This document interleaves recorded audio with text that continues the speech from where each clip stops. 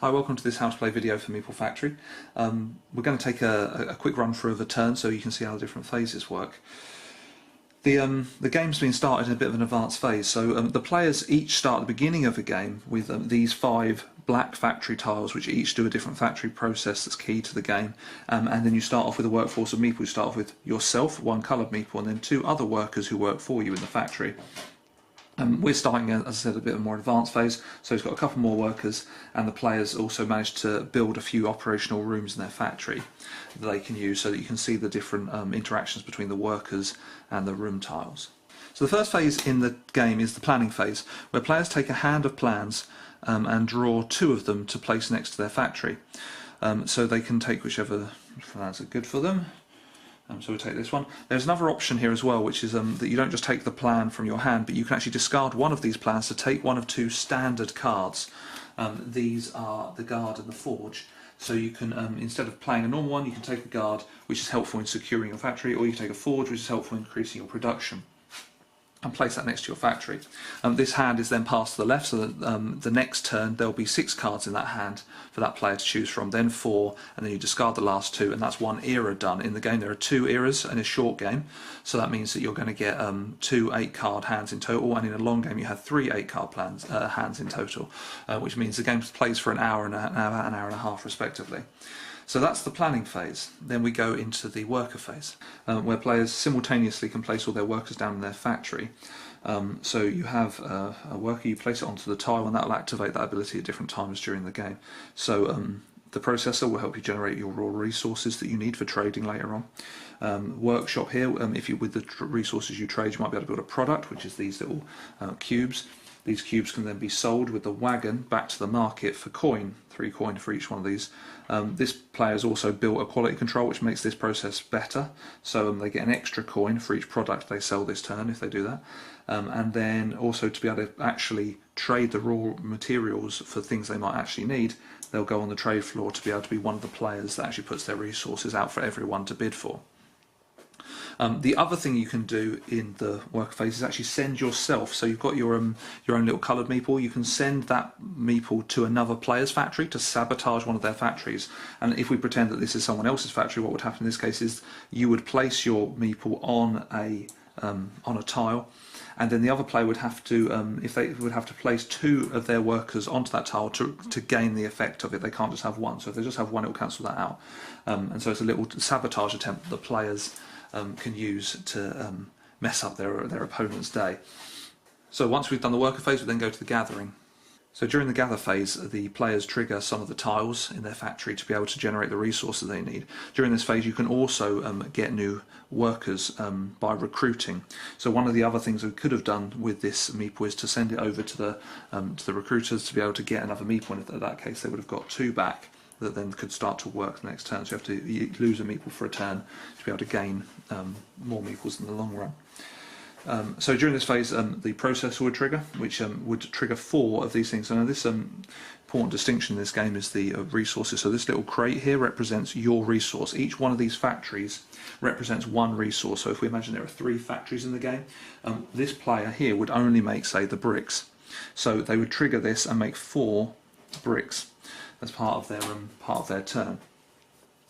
Once they've now got those resources and everyone's done that, they can then go into the trading phase. So trading is rather hard, Meeple Factory. All the other phases that we've been playing have been simultaneous, but up to this point we slow it down and we go in turn order. And it starts with players that have a Meeple on the trade floor, starting with the first player and then going clockwise. You get to activate the trade floor and put out 2 of your resources onto the table so that people can trade with you. Players then put offers on your trades, and then it goes backwards and forwards quickly until you have the best offer for your goods, and then you trade them and swap them out. So that's pretty standard. That happens in lots of games. The main thing in this game is the reasons people have to trade. So in many trading games, there's natural bottlenecks and blockers that mean that trading isn't really worth your time. You can either make everything you need from your base, your factory, your generator, or if you can trade with a bank, say, somewhere else, And also, when you actually come to trade, you need a specific resource. So you need to have, like, I need a stone. Who has a stone? And it turns out there's only one person. There's a monopoly on that, and that person wants to have ridiculous amounts for you to get that stone. It's just not worth your time to do it. So in this game, it's very different. In this game, as you can see, I'll just get this into focus. So as you can see, this question mark symbol here, this represents anyone else's resource but your own.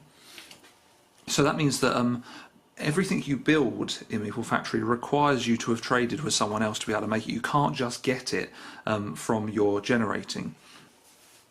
And that means that people have a very good reason to want to trade. Everybody needs everyone else's resource every time someone puts out a resource. So as soon as you put that out there, every other player at the table wants what you're putting out there. It just depends on how much they want it. And that's where the trading comes in. The other things that help balance this and to encourage more trading is the amount of resources you generate each turn. So, I mean, you're generating 4 resources basic from the processor. You can also generate more with your forges and other areas.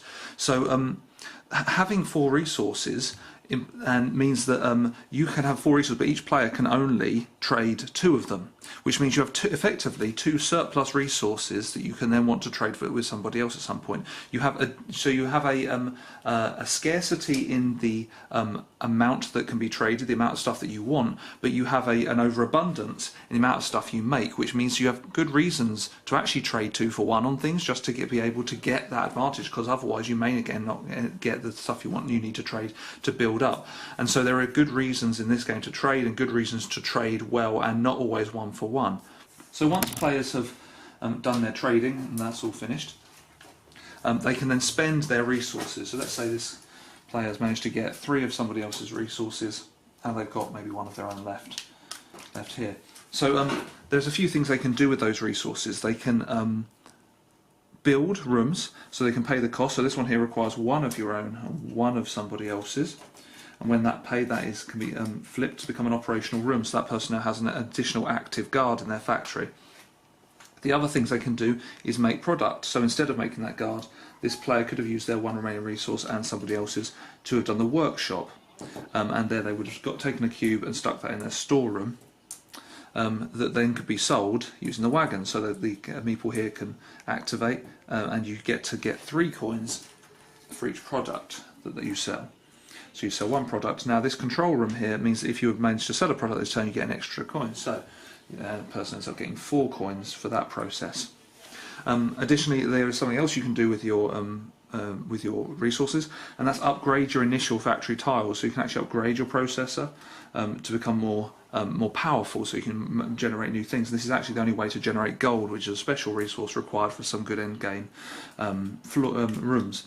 And then you can upgrade your storerooms to be able to hold more resources, because there's a very limited restriction on what you can store at the end of a turn, so to encourage you to spend and to not stockpile. And then you can upgrade your workshop and actually create more product each turn as well. So there's plenty to do with your resources. In this game there's much more to do than you actually will ever have resources to do, so you have lots of interesting choices to make as to how to spend your resources. Once building is done, you then have the ability to invest. So each player starts the game with a few of these investment cards, and they can invest in someone else's factory. So where someone else is building a plan, you can place this on that person's plan that is not yet finished, and you can place 1 of your resources that you make in your factory on that plan, and you'll get paid 2 coins for doing so. This helps you, so you're almost helping each other in some ways.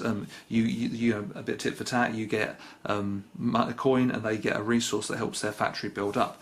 And there's ways of improving that with other factory rooms. Then once you've had a chance to invest, it's now time for the workers to be able to try and steal from you. So the way this works is that each worker that isn't you, because you don't steal from yourself, each worker that isn't you rolls a dice.